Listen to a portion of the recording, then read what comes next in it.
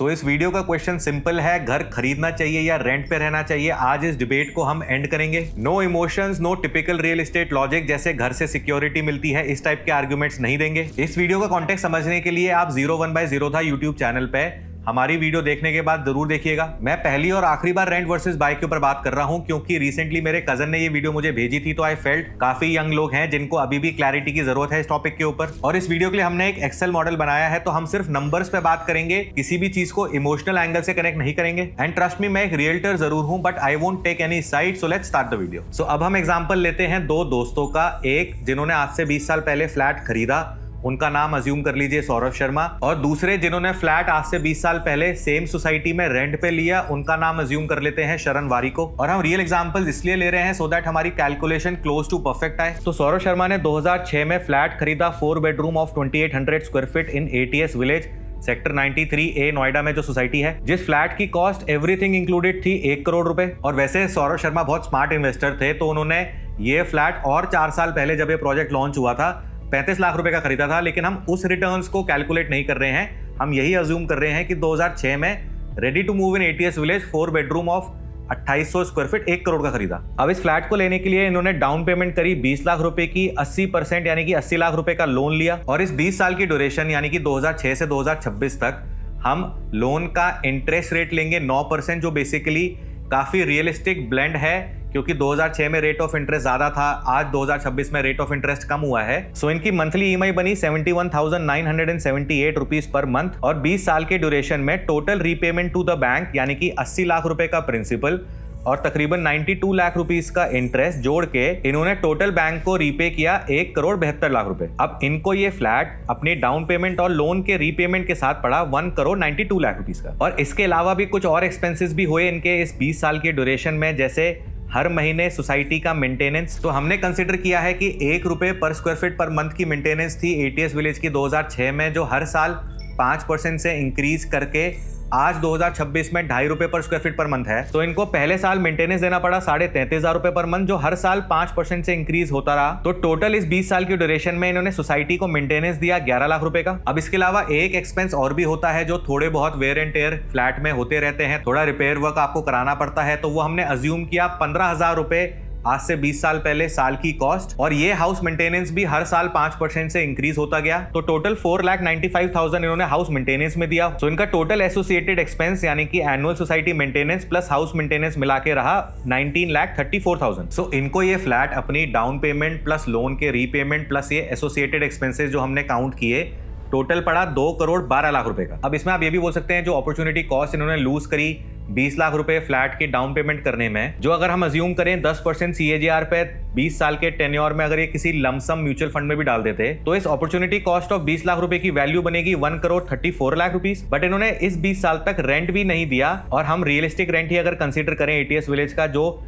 उस जमाने में 21,500 रुपए पर मंथ था फॉर दिस साइज, जो आज तकरीबन 1 लाख रुपए पर मंथ है, तो 1 करोड़ 22 लाख रुपए के आसपास का इन्होंने रेंट भी सेव किया। तो हम इन दोनों ही नोशनल एक्सपेंसेस को कंसीडर नहीं कर रहे। तो सौरभ जी को total cost of owning this house पड़ी 2 करोड़ 12 लाख रुपए। अब इनको इस इन्वेस्टमेंट से क्या गेन हुआ या लॉस हुआ, वो हमें आज अंडरस्टैंड करना पड़ेगा कि उस फ्लैट की कॉस्ट क्या है। तो पहले हम रेंट वाले की अंडरस्टैंडिंग ले लेते हैं, फिर बाद में बात करेंगे इसके बारे में। सो जो दूसरे दोस्त थे शरण वारिको, जिन्होंने रेंट पे ATS विलेज में ही 4 बेडरूम 2800 स्क्वायर फीट का ही लिया। 2006 में इस फ्लैट का रेंट था 21,500 रुपए पर मंथ, और अगर रेंट हर साल 10% से इंक्रीज होता तो आज का रेंट होता इसी फ्लैट का 1,44,000 रुपए per month. But this is not how real estate works. आज उस फ्लैट का रेंट 1,44,000 रुपए नहीं है, आज इस फ्लैट का रेंट है अप्रोक्सीमेटली 1 लाख रुपए पर मंथ। और ऐसा क्यों हुआ, इसके 2 कारण हैं। पहला ये कि और भी सोसाइटीज डिलीवर हुई इस ड्यूरेशन में जो इस सोसाइटी से बेटर थी, और दूसरा ये कि जैसे ही फ्लैट की कॉस्ट इंक्रीज होती चली जाती है तो रेंटल ROI 3% नहीं रहता, वो बड़े फ्लैट की कॉस्ट पे कम होते होते 2% तक भी चला जाता है। सो हम एनुअल इंक्रीज इन रेंट को 10% ना लेके 8.4% से ग्रो करा रहे हैं। So rent in 2026 of the same flat is 99,539 rupees per month. अब शरण वारिको जी ने क्योंकि फ्लैट खरीदा ही नहीं, तो उनके पास जो अमाउंट था 20 लाख रुपए डाउन पेमेंट करने के लिए, वो इन्होंने एक लमसम फंड में इन्वेस्ट कर दिया। अभी हम आगे देखेंगे कि वो 20 लाख रुपए 20 साल बाद कितना हो गया। तो शरण जी ने जो 71,978 EMI नहीं दी, तो इन्होंने इसी पैसे से हर महीने रेंट दिया और बचे हुए अमाउंट की SIP की। तो जनवरी 2006 यानी कि फर्स्ट मंथ में इनको रेंट देना था 21,500 रुपए पर मंथ और इन्होंने इन्वेस्टमेंट की वाया SIP जो 71978 पर मंथ, जो इन्होंने EMI नहीं दी, जो सेव हो रहा था इनका हर month, minus the rent of 21,500। तो उन्होंने पहले साल SIP की 50,478 रुपीज की। बट आप 13 मंथ में देखें, जब रेंट 21,500 से 8.4% बढ़ के 23,306 हो गया, तो इनके हर महीने SIP करने की भी वैल्यू डिक्रीज हुई टू 48,672। अब हम ऐसा क्यों कर रहे हैं? सो दैट कि पर्सन A और पर्सन B को लेवल प्लेइंग फील्ड मिले। क्योंकि आप पलट के ये बोल सकते हैं कि जो रेंट वाला आदमी है उसकी हर साल इनकम भी इंक्रीज हो रही होगी, तो उसको SIP कम करने की क्या जरूरत है, रेंट तो वो उसी से मैनेज कर लेगा। लेकिन इसके काउंटर में मैं आपको ये बोलूंगा कि जो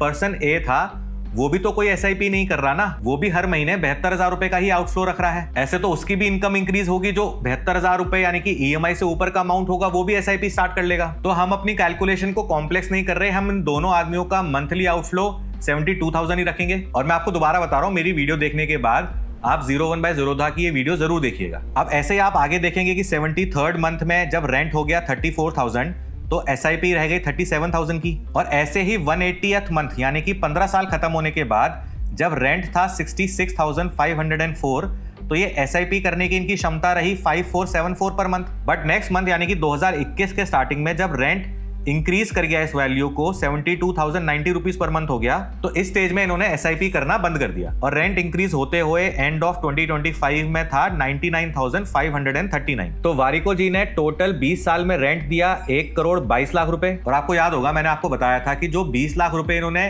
डाउन पेमेंट नहीं दी क्योंकि उन्होंने फ्लैट नहीं खरीदा था, वो भी हर साल 10% के CAGR से ग्रो हुआ, जिसका 20 साल बाद की वैल्यू हो गई 1,34,00,000 रुपए। और जो इनकी SIP इन्वेस्टमेंट्स की फ्यूचर वैल्यू है, कंसिडरिंग कि इन्होंने 181 मंथ से SIP करना बंद कर दिया, तो वो हो जाएगी 2,56,00,000 रुपए। लेकिन इसमें कैच है, जब 181 मंथ पे 72,000 से इनका रेंट एक्सीड कर गया तो इनको रेंट देने के लिए तो इनफैक्ट शॉर्टफॉल होने लगा। तो हम मान रहे हैं कि इन्होंने स्टार्ट करा सिस्टमैटिक विड्रॉल प्लान SWP, जो 16th ईयर यानी कि 2021 में सिर्फ 112 रुपए पर मंथ का रहा और इस पूरे साल में इन्होंने विड्रॉ किया इस फंड से 1,348 रुपए। नेक्स्ट ईयर रेंट हो गया 78,146, तो इनको विड्रॉ ज्यादा करना पड़ा। तो अब 193rd मंथ से इनको विड्रॉ करना था 6168 पर मंथ और इस पूरे 17th ईयर में इन्होंने विड्रॉ किया 74,000। ऐसे ही लास्ट ईयर में जब रेंट पहुंच गया 99,000 पे, तो इनको हर महीने विड्रॉ करना पड़ा 27,000 रुपए। सो लास्ट ईयर में इस फंड से इन्होंने विड्रॉ किए 3 लाख रुपए। तो अब जो हमने future value of SIP investment 2,56,00,000 consider करी थी, वो इस 7.5 लाख के विड्रॉल की वजह से अप्रोक्सीमेटली 2,42,00,000 रुपए के आसपास रह जाएगी। सो अब हम देखते हैं कि इनको नेट गेन हुआ कितना। Total rent paid was 1,22,00,000। Future value of SIP investment is 2,56,00,000। हम 2,43,00,000 भी नहीं ले रहे, यानी कि विड्रॉल वाला भी हमने नहीं कंसिडर किया। Future value of lump sum investment जो 20 लाख की करी थी 1,34,00,000। तो इनको इस 20 साल की ड्यूरेशन में रेंट पे रहने के बावजूद 2,68,00,000 रुपए का कॉर्पस क्रिएट कर लिया इन्होंने। लेकिन अभी हम बाय वाले के फाइनल कैलकुलेशन पे नहीं पहुंचे थे क्योंकि हमने आज की वैल्यू उस फ्लैट की नहीं लगाई थी। अब हम चलते हैं बाय वाले आदमी के पास। अब शर्मा जी को ये 20 साल में फ्लैट पड़ा था 2,12,00,000 का और आज इस फ्लैट की वैल्यू है 6,03,00,000 रुपए और हमने ये वैल्यू 6 करोड़ की आज के प्राइस की ही ली है।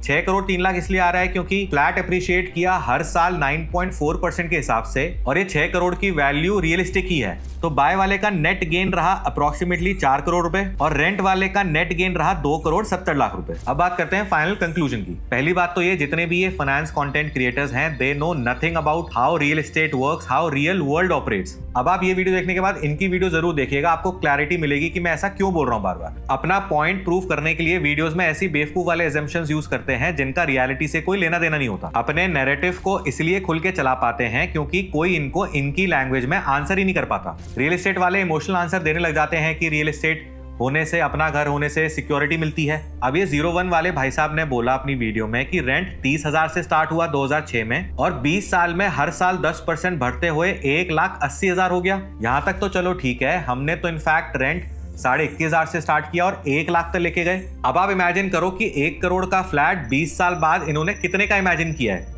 2,32,00,000 का। अब आप मुझे बताओ, ऐसा कोई फ्लैट एग्जिस्ट कर सकता है पूरे इंडिया के किसी भी शहर में जिससे रेंट आ रहा है 1,83,000 रुपए पर मंथ और जिसकी वैल्यू है 2,32,00,000 रुपए। These guys are such big idiots. अब आप इस वीडियो के कमेंट में मुझे बोल सकते हैं बहुत सारे परम्यूटेशन कॉम्बिनेशन लगा के कि रेंट वाले आदमी ने 20 साल पहले 20 लाख रुपए लमसम म्यूचुअल फंड में ना डाल के टाइटन का शेयर 35 रुपए में लिया होता तो आज 20 लाख 18-20 करोड़ हो गए होते। ऐसे तो इस बाय वाले आदमी ने 2020 में एटीएस का फ्लैट 4 करोड़ का बेच के यमुना एक्सप्रेसवे पे 500 मीटर के 5 प्लॉट ले लिए होते। तो अब आप ये भी बोल सकते हो कि 20 साल पहले एटीएस विलेज ना लेके सुपरटेक की कोई सोसाइटी ली होती तो फ्लैट 6 करोड़ की जगह 3.5 करोड़ या 4 करोड़ का रह गया होता। इसके रिप्लाई में तो मैं ये बोल सकता हूं कि ऐसे तो 2019 में इन्होंने एटीएस विलेज बेच के काउंटी 107 बुक कर लिया होता और एटीएस विलेज में ही रेंट पे रहे होते तो क्या होता। आप ये भी बोल सकते हैं कि रेंट वाले का आउटफ्लो 72,000 रुपए पर मंथ ही क्यों माना। इनकम भी बड़ी होगी तो एक्स्ट्रा एसआईपी भी कर पाता। ऐसे तो बाय वाले की भी इनकम बड़ी होगी, वो भी तो 72,000 की ईएमआई के ऊपर एसआईपी कर सकता था। 20 साल जो आदमी रेंट पे रहा उसे 5-6 बार ओनर ने निकाला भी होगा,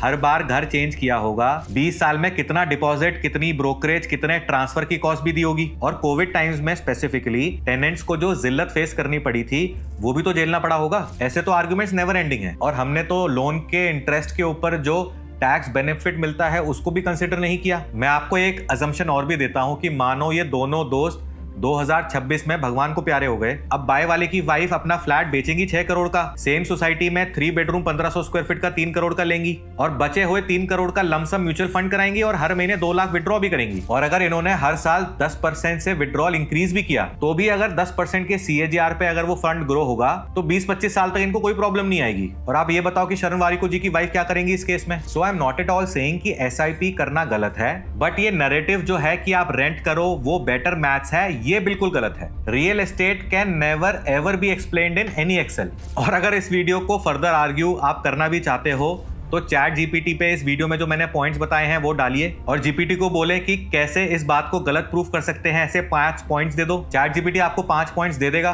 फिर उन्हीं पॉइंट्स को आप कॉपी करो और सेम चैट जीपीटी में डालना कि इनको आंसर करो विद लॉजिक, वो भी करके दे देगा chat GPT. So I hope इस वीडियो से आपको थोड़ी बहुत क्लैरिटी मिली होगी। अगर ऐसा है, make sure you like this video and subscribe to our channel.